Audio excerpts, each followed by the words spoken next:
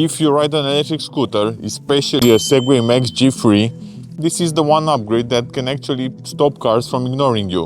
An electric scooter horn. This one claims up to 120 decibels and it also works like a motion alarm. But loud in the box is not the same as loud from 1 meter in the real world. I'll unbox it, mount it, and then run a simple decibel benchmark test and a street test to see if it actually changes how people react. By the end of this video, you will know 3 things. 1. How loud this horn really is from 1 meter compared to a car horn. 2. Whether the finger remote is actually faster and safer than a handlebar button.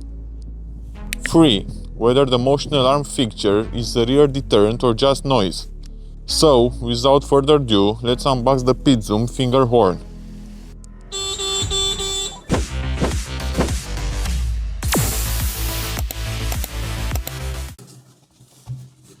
Let's open it because the first surprise is what you actually get in the box.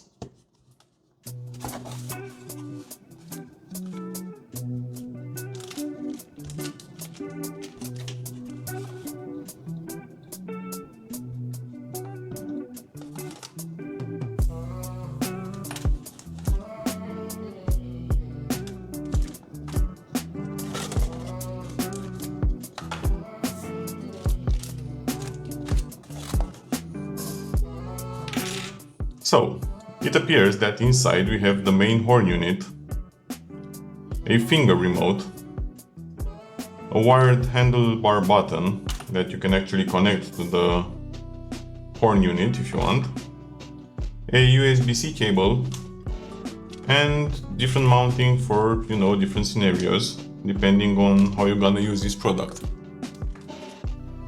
Also, there's a small note that matters. You will have to actually charge the product.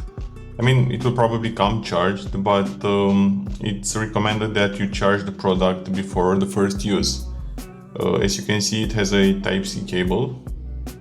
So you will have to plug in the charger and charge until the LED turns green. The marketing claim is 120 decibel and motion alarm, plus up to 10 meters of control range and IPX5 water resistance. We'll test the parts we can actually test: loudness, reliability, and rear usability. I'm actually interested what you ride the most. Are there bike paths, suburban roads, mixed city traffic? You should actually let me know down in the comments, because that changes what loud enough even means. If you're obviously riding in city traffic, it will be a different experience from, riding on bike path in the woods. Okay, so the manual says we have to set the main unit in pairing mode by opening the cover and short tapping the button. This status will stand for 3 seconds.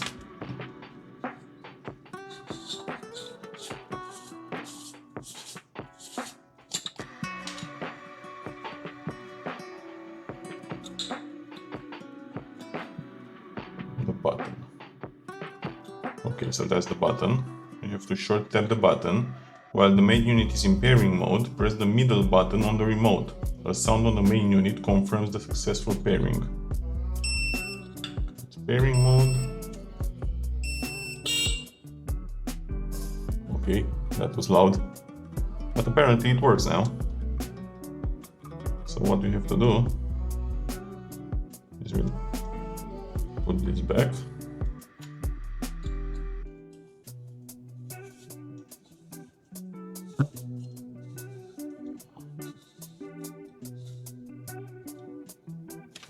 Okay, so we have 2 mounting options. We have the electric unicycle mounting, which is this one, and we have the bike mounting. Obviously the bike mounting is for mounting on the stem, and this is the electric unicycle mounting, which I think will be easier to remove in case you decide to mount it like this. I will actually have to test, but for the moment I think I'll go with the bike mounting and use it on the stem. The thing is, for an electric scooter, I want 2 things: a solid mount that does not rotate when you hit bumps, and a horn opening that faces forward, not down. Because if it faces forward, it will be louder. Okay, so the electric unicycle mount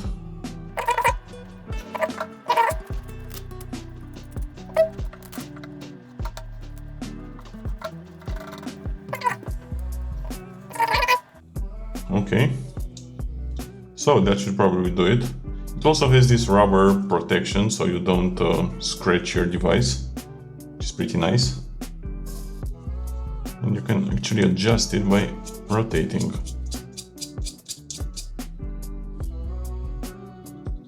Looks sturdy enough.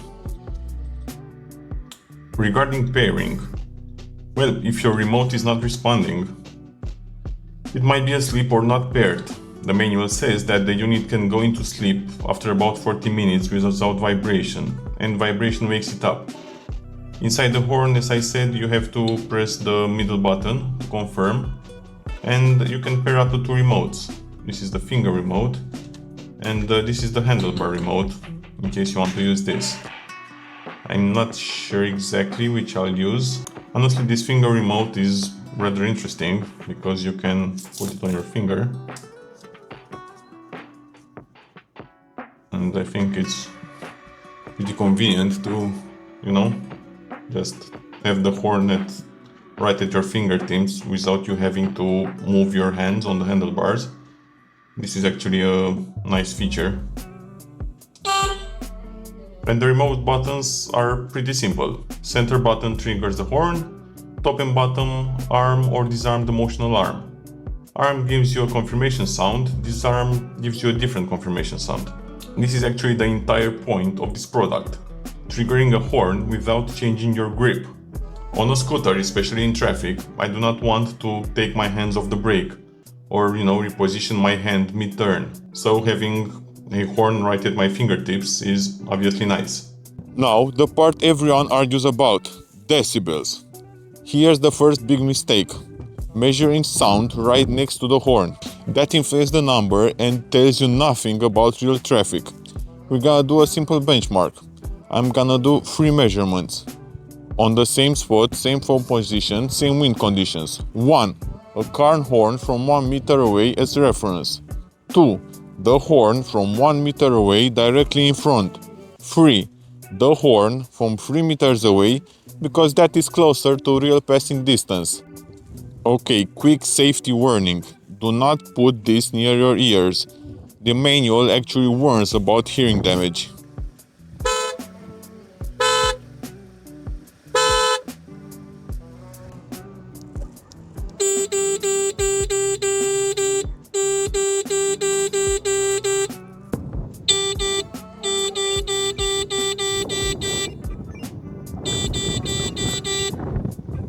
And now for the second feature this horn has. The built-in motion alarm. You arm it on the remote, the unit confirms, and if it detects motion, it triggers the alarm. The test is pretty simple. First test, 1 light touch on the handlebars and see what happens.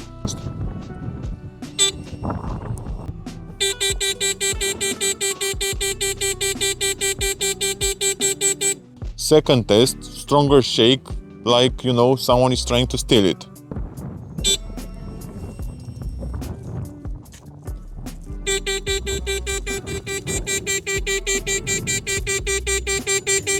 Okay, so in conclusion, who is this for and who is it not for? Well, this is for riders who actually mix traffic and want a horn that is fast to trigger without changing the grip. It's especially helpful for the Segway Max G3 since, this has a ring and not an actual horn. It's also for anyone who likes the idea of a basic motion alarm built into the same device. It's obviously not for riders who only use calm bike path and want quietest, politest sound possible. If this helped you, hit the like button, because it tells YouTube this kind of real testing matters. Obviously subscribe if you want to see more tests and, actually measure things.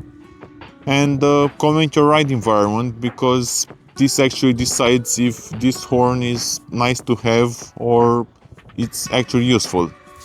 See you on the next video.